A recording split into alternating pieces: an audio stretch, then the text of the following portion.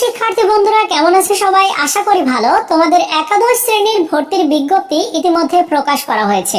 আজকের ভিডিওতে বিজ্ঞপ্তিতে থাকা সকল তথ্য শেয়ার করব এবং কলেজে ভর্তি হওয়ার জন্য তোমার যা যা করণীয় রয়েছে এই একটি ভিডিওর মাধ্যমে তুমি সকল তথ্যই জানতে পেরে যাবে। তো চলো বেশি কথা না বাড়িয়ে আজকের ভিডিওটি শুরু করা যাক।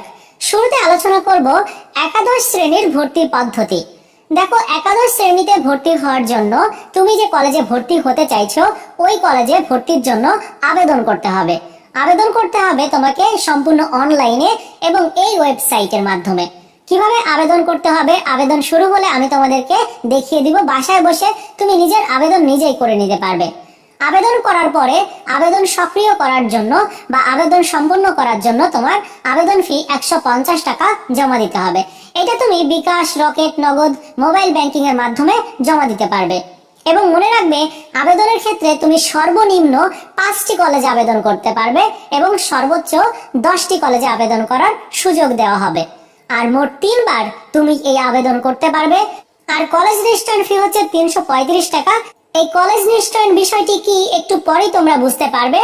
এবং মোট আসন রয়েছে 25 লাখ। এগুলো গুরুত্বপূর্ণ ইনফরমেশন এই কারণে দিচ্ছি, এসএসসি পরীক্ষার জিপিএর ভিত্তিতে যে কোনো একটি কলেজে তুমি সিলেক্টেড হবে। মানে যে 5টি অথবা 10টি কলেজে আবেদন করবে তার মধ্যে যে কোনো একটি কলেজে তোমার যে জিপিএ রয়েছে এসএসসি পরীক্ষার, সেই জিপিএর ভিত্তিতে সিলেক্টেড করা হবে। এই পর্যায়ে তোমাদের সাথে শেয়ার করব আবেদন করার ন্যূনতম যোগ্যতা। এইটা অনেক বেশি গুরুত্বপূর্ণ, একটু মন দিয়ে শুনবে। 2022 সাল, 2023 সাল ও 2024 সালে যারা এসএসসি পাশ করেছে, অর্থাৎ পূর্ববর্তী 3 বছরে পাশকৃত শিক্ষার্থীরা আবেদন করতে পারবে। এছাড়াও গ্রুপ ভিত্তিক কিছু শর্ত রয়েছে, যেমন বিজ্ঞান গ্রুপ থেকে উত্তীর্ণ শিক্ষার্থীরা চাইলে বিজ্ঞান, মানবিক ও ব্যবসায় শিক্ষা গ্রুপের যে কোনো একটিতে আবেদন করতে পারবে। মানবিক গ্রুপ থেকে উত্তীর্ণ শিক্ষার্থীরা মানবিক ও ব্যবসায় শিক্ষা গ্রুপের যে কোনো একটিতে আবেদন করতে পারবে। ব্যবসায় শিক্ষা গ্রুপ থেকে উত্তীর্ণ শিক্ষার্থীরা ব্যবসায় শিক্ষা ও মানবিক গ্রুপের যে কোনো একটিতে আবেদন করতে পারবে। যে কোনো গ্রুপ থেকে উত্তীর্ণ শিক্ষার্থীরা গার্হস্থ্য অর্থনীতি ও সঙ্গীত যে কোনো একটি গ্রুপে আবেদন করতে পারবে।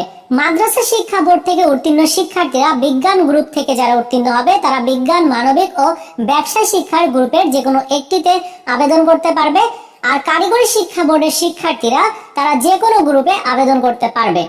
এবং জিপিএ বিষয় উল্লেখ নেই, তবে সরকারি কলেজগুলোতে ভর্তির ক্ষেত্রে বা আবেদন করার ক্ষেত্রে তোমার জিপিএ যোগ্যতাটা খুব বেশি জরুরি হবে।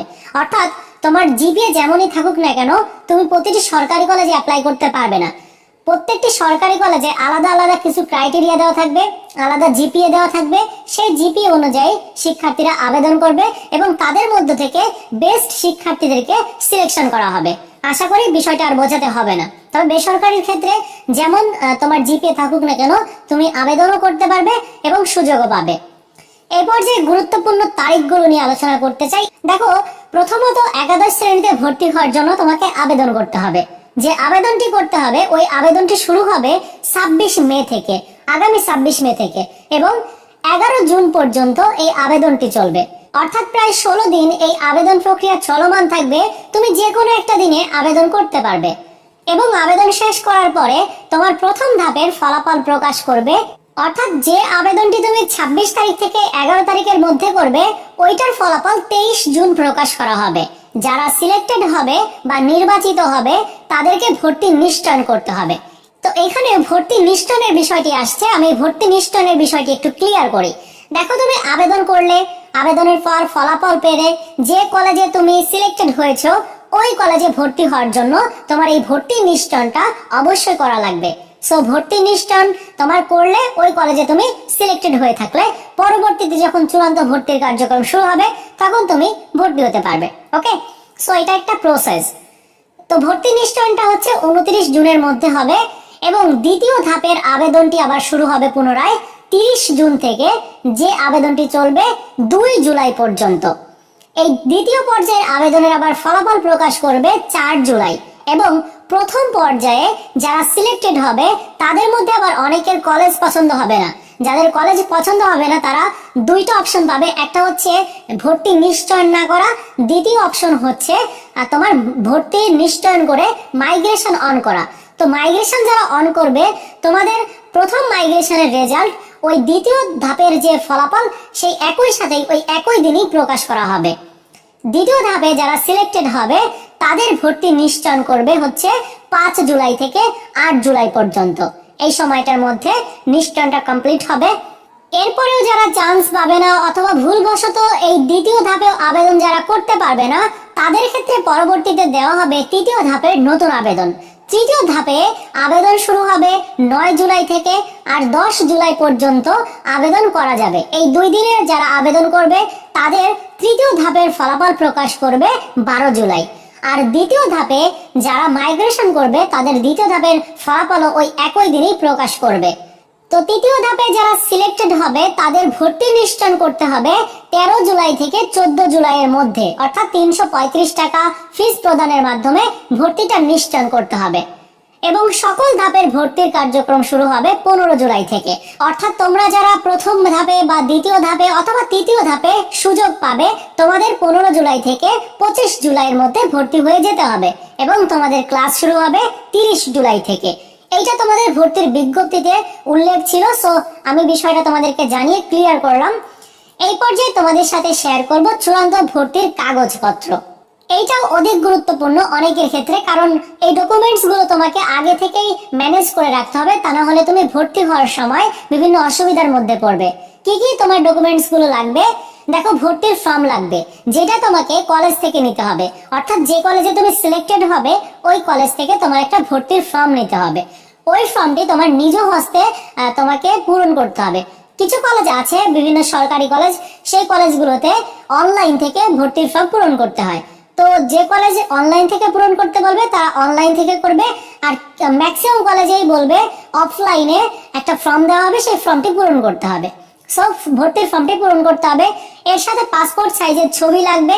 কয় কপি লাগবে এটা তোমার কলেজ থেকে জেনে নিতে হবে। 2 কপি লাগতে পারে, 4 কপি লাগতে পারে। জেনে নিয়ে তোমার পাসপোর্ট সাইজের ছবি দিবে।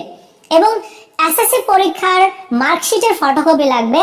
এসএসসি পরীক্ষার রেজিস্ট্রেশন কার্ডের ফটোকপি লাগবে। এর সাথে এসএসসির প্রশংসাপত্রের তোমার ফটোকপি অথবা প্রশংসাপত্র যেটা তুমি দিতে পারো, সমস্যা নাই, তোমার স্কুল থেকে নিতে হবে। অর্থাৎ এসএসসি যে পরীক্ষা দিয়েছো যে স্কুল থেকে, সেই স্কুল থেকে নিতে হবে এই প্রশংসাপত্রটি। আর বাবা মায়ের ভোটার আইডি কার্ডের তথ্য প্রয়োজন হবে। যখন তুমি ভর্তির ফর্ম পূরণ করবে তখন ওই তোমার বাবা মায়ের ভোটার আইডি কার্ডের যে নাম্বার ওইগুলো দিতে হবে, তার সাথে নাম সহ আরো বেশ কয়েকটি তথ্য দিতে হবে। এবং ভর্তির ফিস বা ফিস জমা দেওয়ার রসিদ তোমাকে দিতে হবে। সো এগুলোই বেসিক্যালি তোমার চূড়ান্ত ভর্তি হওয়ার সময় লাগবে। এই পর্যায়ে তোমাদের সাথে শেয়ার করব সরকারি কলেজগুলোতে ভর্তি হওয়ার জন্য কত টাকা দিতে হবে।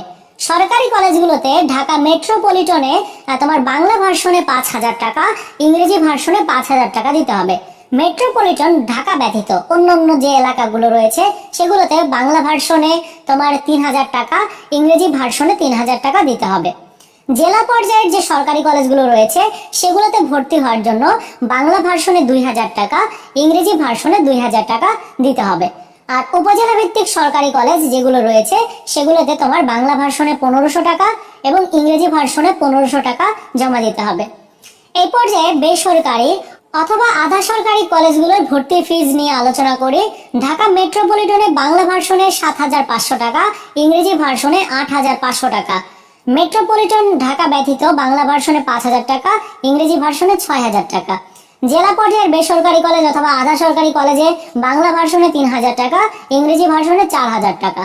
এবং উপজেলা ভিত্তিক বেসরকারি বা আধা সরকারি কলেজে বাংলা ভার্সনে 2,500